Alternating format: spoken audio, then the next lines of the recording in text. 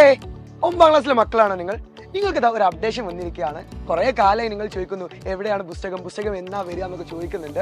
മക്കളെ, പുസ്തകം എത്തിയിരിക്കുകയാണ്. നിങ്ങൾ താഴെ കാണുന്ന ലിങ്കിൽ കയറിയിട്ടുണ്ടെങ്കിൽ, നമ്മൾ വാട്സപ്പ് കമ്മ്യൂണിറ്റിയിൽ കയറിയിട്ടുണ്ടെങ്കിൽ നിങ്ങൾക്ക് ബുക്ക് കിട്ടുന്നതാണ്.